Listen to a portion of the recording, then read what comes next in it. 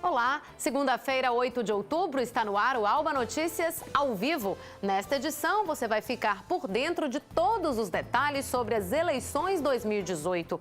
A Bahia já tem governador. Rui Costa, do PT, foi reeleito em primeiro turno. Para o Senado, nosso estado elegeu Jacques Wagner, também do PT, e Ângelo Coronel, do PSD.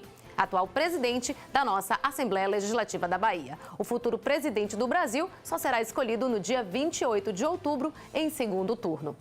Aqui no estúdio vamos conversar com um cientista político que vai comentar os resultados do pleito. Confira os outros destaques desta edição.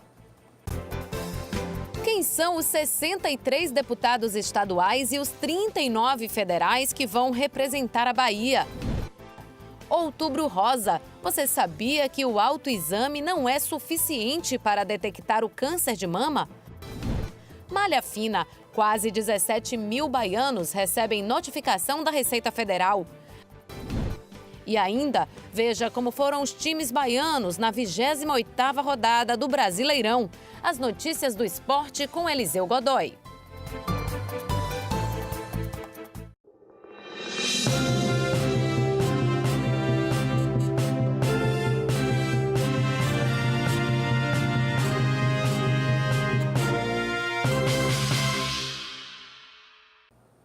Boa tarde, tudo bem? Agora 2h02.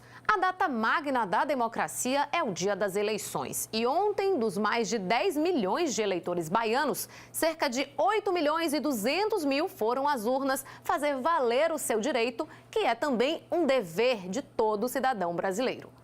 O domingo foi marcado por longas filas e muita espera nas sessões eleitorais. Mas, apesar dos transtornos, prevaleceu o desejo de participar dessa grande festa democrática. Confira na reportagem de Michele Gramacho.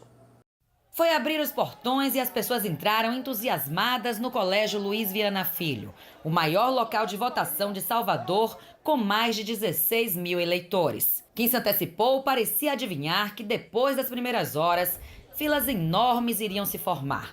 Teve gente que chegou a esperar até 4 horas para votar, o que causou muitas reclamações e revolta.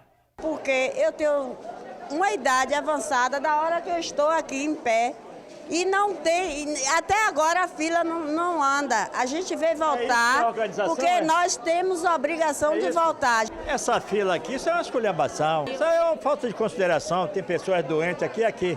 Para muitos eleitores, as longas filas foram formadas por causa da biometria. Já foi uma vergonha passar por a biometria, pessoas dormindo lá, com dificuldade, ainda tem que passar por isso aqui também. É um absurdo, né? Acabamos de passar por um processo longuíssimo, demorado e chato de biometria, que a gente imaginava que fosse melhorar a nossa vida no dia da eleição. E tá pior, tá bem pior do que estava antigamente, né? Tá um inferno aí dentro, entendeu? A gente chega, não tem que oriente, a gente fica procurando a fila, onde é que tá, onde é que não tá, entendeu? E a demora também, né? Eu pensei que por ser um sistema mais informatizado, que a gente teria mais uma facilidade, né, de chegar aqui, né, e votar rapidamente, mas não é isso que está acontecendo, entendeu? Eu acho que a demora é que está ocasionando todos esses problemas aí dentro. Na coletiva para a imprensa, o presidente do Tribunal Regional Eleitoral da Bahia, José Rontondano, concordou que houve lentidão ocasionada pelo processo de biometria, mas ressaltou que o problema não ocorreu só na Bahia e que estava ligado a diversos fatores. Como a eleição era uma eleição diferenciada por conta dos 6 cargos em disputa, por conta da estreia da biometria, que a eleição se prolongaria mais um pouco. Não era uma eleição como aquela que você vem e escolhe 2 candidatos. Então, essa situação de 3, 4 horas, nós não esperávamos e esperamos que não seja efetivamente esse o contingente em função da biometria, porque você vai capturar a primeira vez. Se a primeira tentativa der certo, o eleitor vai à cabine e exerce seu direito de votar. Se não tem uma segunda tentativa, se não naquela segunda, uma terceira e uma quarta. Orientamos os mesários, as mesas receptoras, de que tentassem 4 vezes. Talvez isso também tenha retardado um pouco. Também queria esclarecer que esse sistema de votação não é do TRE, absolutamente nada. Nada do que ocorre na eleição nós não temos contato, senão o TSE. Não é só Salvador que está com esse atraso. O Brasil inteiro tem problema com relação ao tempo de votação. Com a reeleição do governador Rui Costa em primeiro turno, o eleitor baiano só precisará voltar às urnas no dia 28 de outubro para escolher um candidato à presidência, o que deve tornar mais rápido o processo de votação. E mesmo com a possibilidade de novas filas, é importante que todos os eleitores compareçam às urnas e façam valer a sua opinião.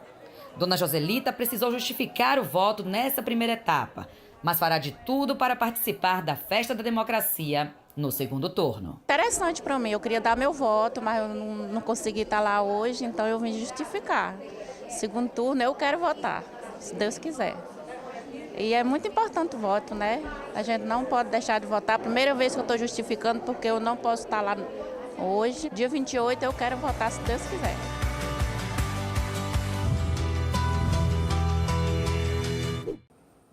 Por conta das filas, o último eleitor baiano votou às 10h20 da noite no distrito de Ilha de Maré. A apuração de 100% dos votos foi finalizada às 3h02 da manhã desta segunda-feira. Como dissemos na abertura do jornal, a Bahia reelegeu o governador Rui Costa, que teve 75,5% dos votos válidos. Jacques Wagner foi eleito senador com 35,7% dos votos. E Ângelo Coronel também foi eleito para o Senado, com quase 33% dos votos. O próximo presidente do Brasil será conhecido após o segundo turno. Na disputa estão Jair Bolsonaro, do PSL, e Fernando Haddad, do PT. Vamos conhecer agora os nomes dos deputados estaduais que vão representar a Bahia pelos próximos 4 anos. Aqui na Alba, 39 deputados foram reeleitos e 24 são novos nomes que passam a ocupar as cadeiras do Legislativo Estadual. Vamos lá. Os 63 deputados estaduais eleitos por partido foram: do Avante, João Isidório; do PT, Rosenberg, Zé Raimundo, Fátima Nunes, Robinson, Marcelino Galo, Neuza Cadori, Paulo Rangel, Maria del Carmen, Jacó e Osni. Do PSD, Diego Coronel, Alex da Piatã, Rogério Andrade Filho, Adolfo Menezes, Ivana Bastos, Alan Castro, Eduardo Alencar, Jusmari e Mirela Macedo. Do PSB, Fabiola Mansur, Alex Lima, Marcelinho Veiga e Marquinho Viana. Do PP, Eduardo Salles, Antônio Henrique Júnior, Nelson Leal, Zé Cocá, Robinho, Aderbal Caldas e Niltinho. Do PDT, Roberto Carlos, Samuel Júnior e Euclides. Do PR, Vitor Bonfim. Do PRP, Jurandir Oliveira. Do POD, Jânio Natal. Do PSDB, Marcel Moraes, Dr. Davi Rios e Paulo Câmara. Do PRB, José de Arimateia e Jurailton Santos. Do DEM, Sandro Regis, Pedro Tavares, Léo Prates, Luciano Simões, Tom Araújo, Targino Machado e Alan Sanches. Do PCdoB, Dal, Olívia Santana, Bobô, Fabrício e Zó.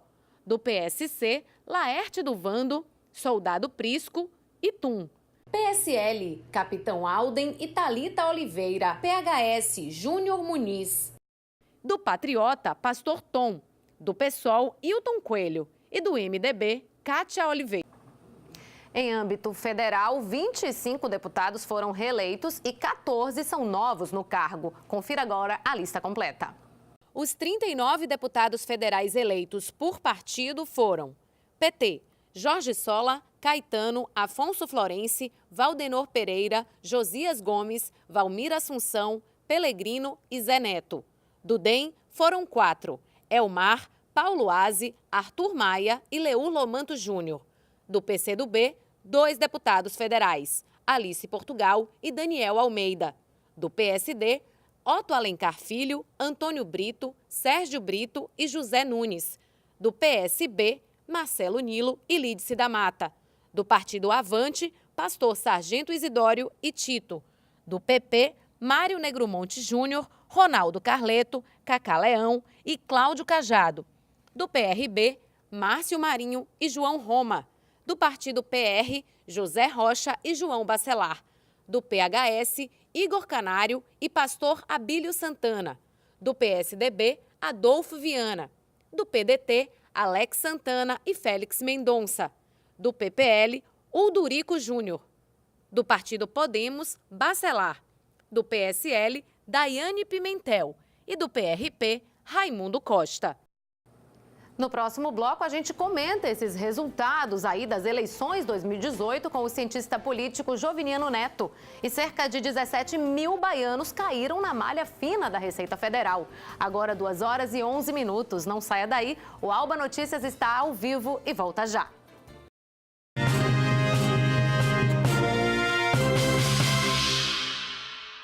Solidária, parceira, carinhosa, humana, alegre. A Bahia é assim. A Assembleia Legislativa também. Esse momento de transformação da ALBA é simbolizado pela Assembleia de Carinho, atitude que une todos no apoio a instituições sociais, porque cuidar das pessoas é o nosso maior projeto. Assembleia Legislativa da Bahia. Novo tempo, novas atitudes. Quanto você teve que lutar para sobreviver? Cheguei no ponto de catar lixo para me dar para meus filhos, porque se eu comesse, eles dois iam ficar sem comer. Se eu comesse aquele lixo que eu catasse, eles dois iam ficar sem comer. Então eu preferia ficar com fome e dava para eles comer. Quer saber como você ajudou a mudar essa história? Acesse lbv.org/histórias.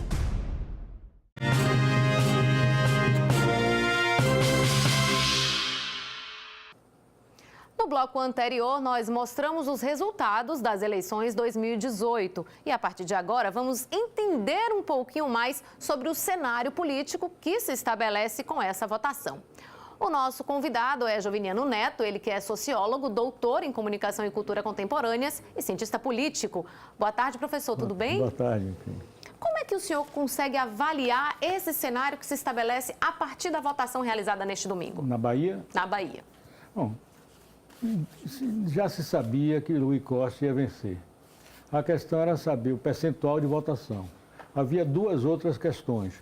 Saber se na eleição para o Senado elegeu 2 senadores, porque houve uma disputa entre o irmão Lázaro e Ângelo Coronel, e saber o tamanho das bancadas.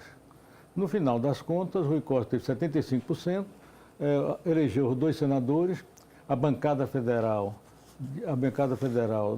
da oposição diminuiu, ficou com 10 deputados, e a bancada estadual do governador cresceu a um ponto que um dos problemas que ele vai ter é como administrar um apoio tão amplo e tão heterogêneo. Já era um apoio majoritário. Maior aqui na ALBA, né? Já tinha 42 deputados. E a gente tem ainda um aumento agora com esse novo cenário. A informação que se tem é que mantém e amplia. Mantém e amplia, embora uma variação, porque a base de apoio não é apenas não é PT, PDT, PCdoB, tem a série de outros partidos. E tem vários deputados novos, um índice razoável de renovação, tanto na Assembleia Legislativa e até na Câmara Federal. 38% na Assembleia Legislativa de renovação. É um bom número? É um número bom, embora a renovação implica, por exemplo, Marcelo Nilo, ele foi ser federal, foi promoção. Né? Tem pessoas... É um índice bom de renovação, principalmente se você olha que nessa eleição o tempo oficial de campanha e propaganda gratuita de televisão foi menor, que o financiamento de campanha público, quem decidia para onde ia o recurso, basicamente, era a direção dos partidos, que tendiam a concentrar os recursos em quem ele achava que tinha mais chance de ganhar, que eram os deputados, que já tinham mandato, ou nos candidatos que eram ricos ou tinham apoio de pessoas mais ricas para doações físicas. Então, era um financiamento mais restrito e direcionado e o tempo de campanha público menor. Então, a renovação na Bahia foi grande nesse quadro. Agora, a gente teve alguns partidos também que cresceram, né? Que não tinha nenhum representante aqui na Assembleia Legislativa. Foi o caso do PHS e do PSOL, né? Que saíram de 0 para 1 deputado. E no caso do PSOL, que elegeu Wilton Coelho, que era vereador de Salvador, pela primeira vez, é o primeiro parlamentar a nível estadual da história do partido aqui na Bahia. E teve também o partido do Jair Bolsonaro, né? Que é o PSL, que elegeu 2 deputados aqui para o estado. Olha, a Bahia refletiu, ainda que do modo mais atenuado, um movimento nacional, a onda pró-Bolsonaro, que levou à eleição de deputado do PSL, inclusive principalmente da moça, da senhora. Teve dois estaduais e uma federal. No caso do PSOL, é um partido que tem um apoio numa militância importante, numa militância intelectualizada. O Hilton tem uma história anterior de visibilidade grande.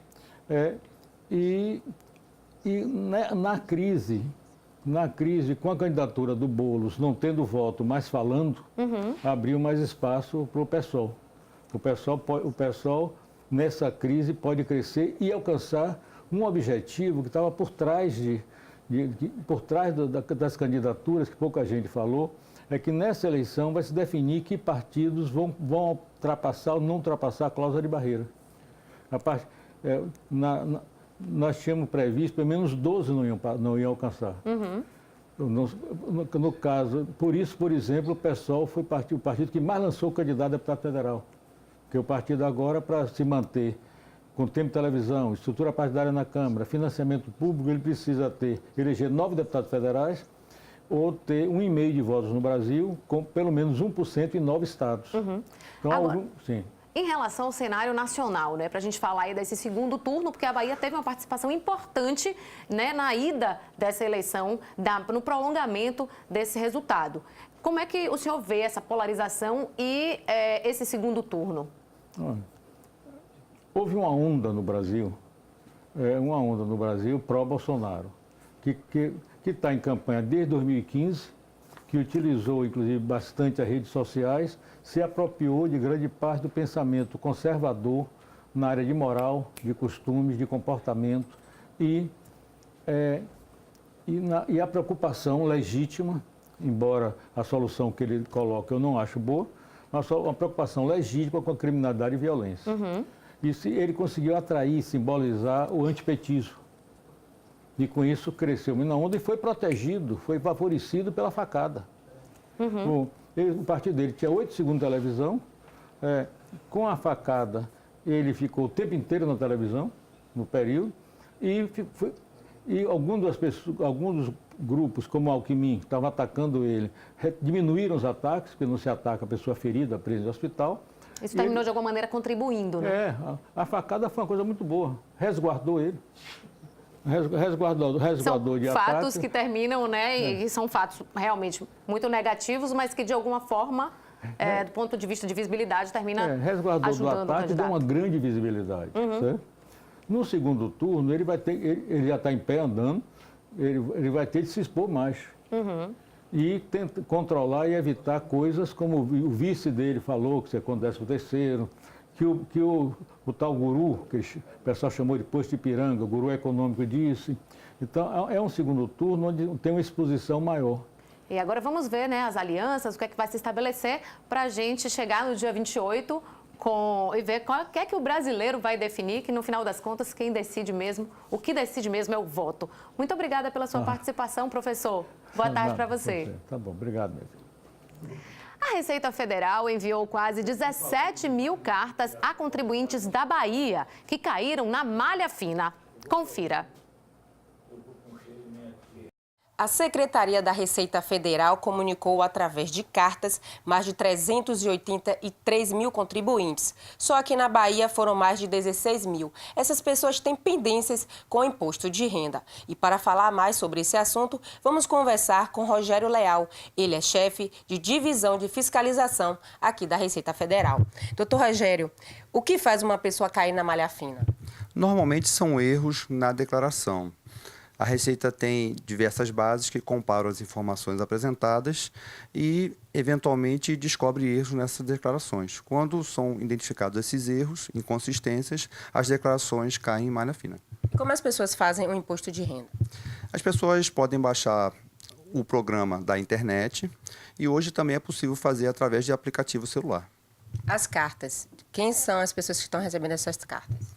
São as pessoas que a Receita identificou que devem ter cometido algum erro ou equívoco na declaração. As pessoas recebem essas cartas e podem se antecipar à intimação da Receita, verificando as pendências e corrigindo, se constatarem erros, através da declaração retificadora.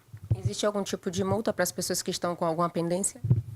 Existe. Se ela não fizer nada e for constatado efetivamente o erro, o imposto de renda a pagar, agora reapurado, vai ter que ser pago com multa de 75%. E por que tem tanta gente caindo na malha fina? O sistema da Receita tem melhorado bastante, os batimentos, né, com as despesas médicas, as empresas, os empregadores apresentam as informações de pagamentos também para a Receita, então a Receita procura verificar se as informações prestadas nas declarações conferem com as informações prestadas por terceiros. Quem tem pendência, o que elas devem fazer para sair desse processo? Ela deve entrar na internet, na página da Receita, no menu Onde Encontro, procurar extrato da declaração. Esse extrato pode ser acessado por certificado digital ou código de acesso e senha. Lá dentro desse extrato, ele verifica qual a pendência da declaração. Verifica a pendência e se certifica. Se efetivamente se trata de um erro, apresenta a declaração retificadora e a pendência é liberada. Obrigada por suas informações. De nada. Miriam Neri, para o Alba Notícias. No próximo bloco tem as notícias do esporte. Veja como foram os times baianos na 28ª rodada do Brasileirão. E mais uma matéria da nossa série especial sobre o Outubro Rosa. Agora 2h22, não saia daí, o Alba Notícias volta já já.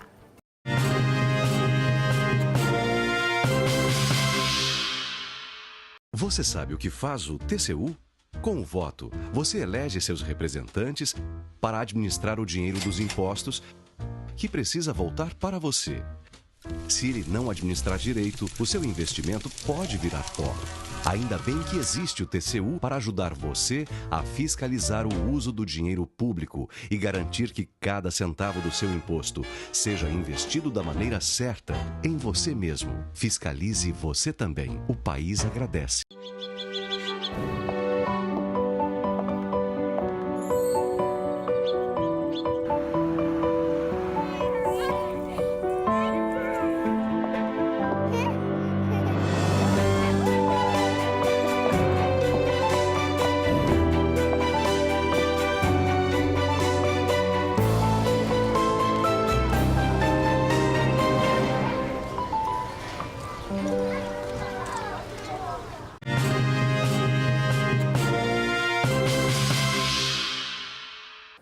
Segunda-feira, e você já sabe, é dia de falar de futebol. Chegou a hora do nosso Momento do Esporte.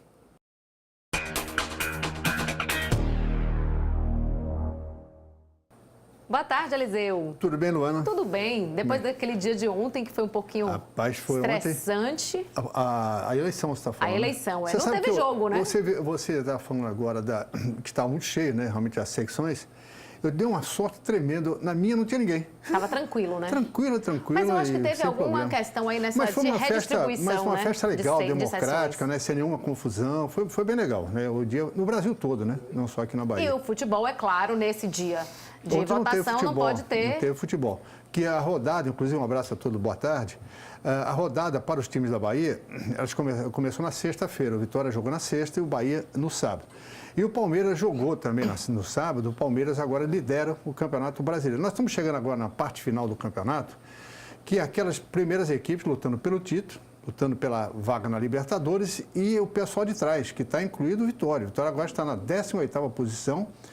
E dentro de estatísticas que são feitas no passado, quem entra na zona do rebaixamento nessa fase agora, já na 29ª rodada, não é fácil sair, não. Porque você tem que ganhar 2, 3 partidas seguidas para se livrar do fantasma da zona do rebaixamento. Mas o Vitória em casa precisava do resultado contra a equipe do Santos e acabou perdendo de 1-0. Vamos ao gol. Temos o gol aí. Inclusive deu um azar, Vitória. Você vê que a bola bateu no zagueiro, desviou do goleiro, estava no lance.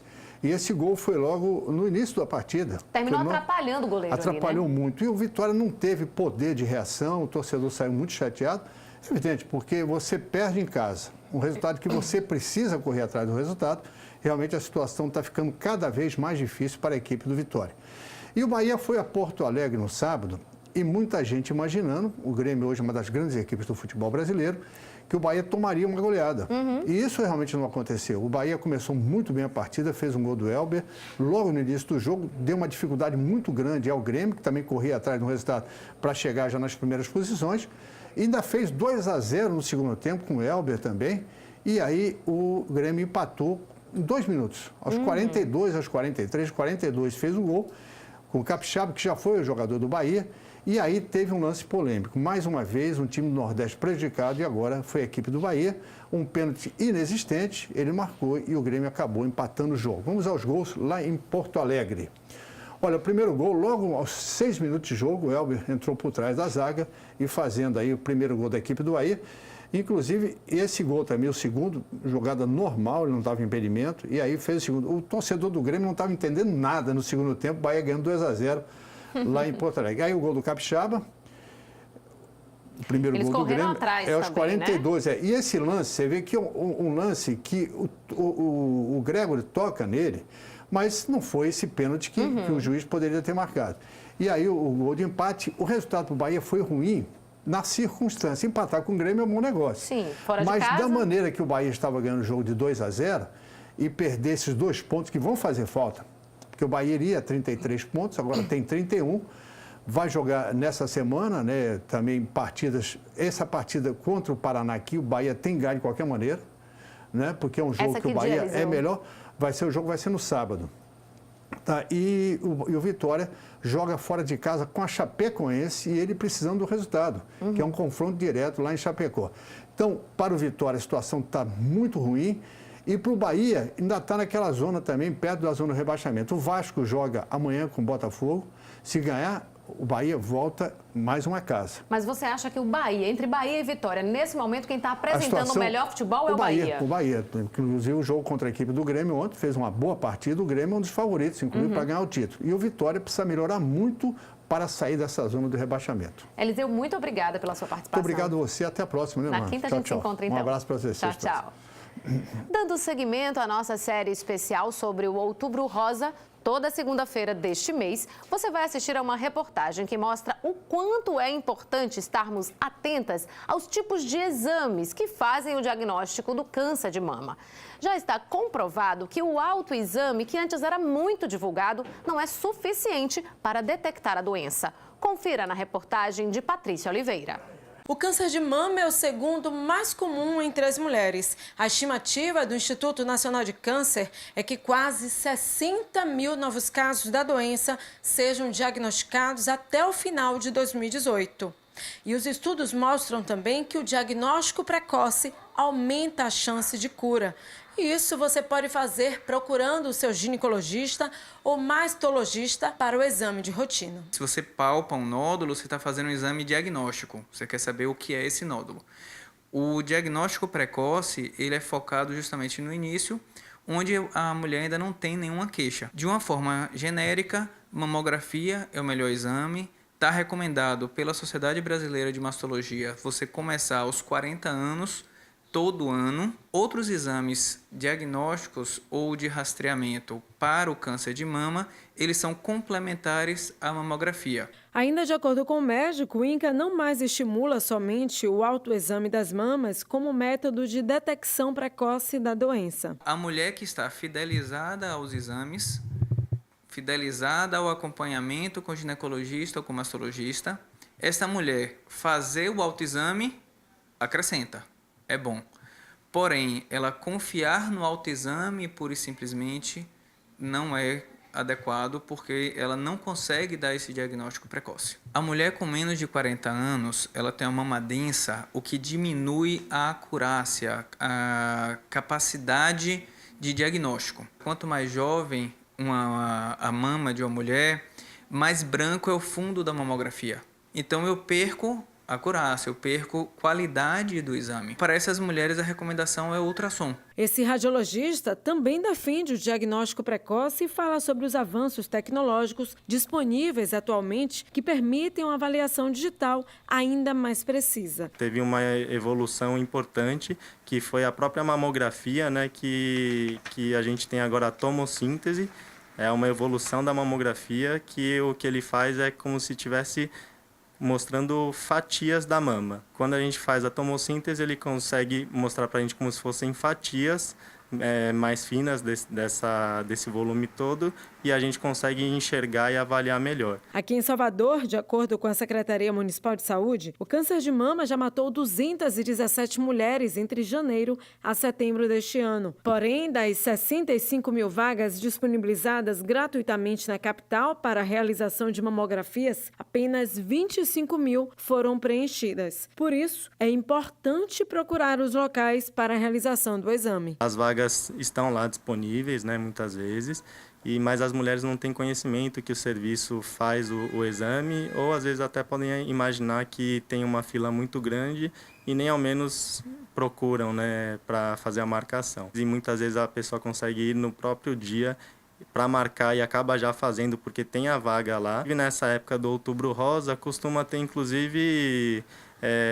mutirões, né, caminhões que ficam parados em algumas localidades para fazer mamografias, onde muitas vezes ela não precisa nem se deslocar por grandes distâncias. São muitas iniciativas, principalmente nesse mês. Fique atenta.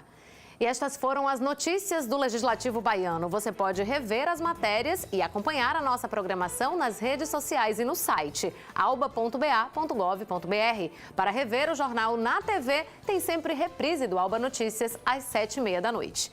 Amanhã nós voltamos ao vivo às 2 da tarde. Eu espero você, hein? Obrigada pela sua companhia e até lá. Tchau, tchau.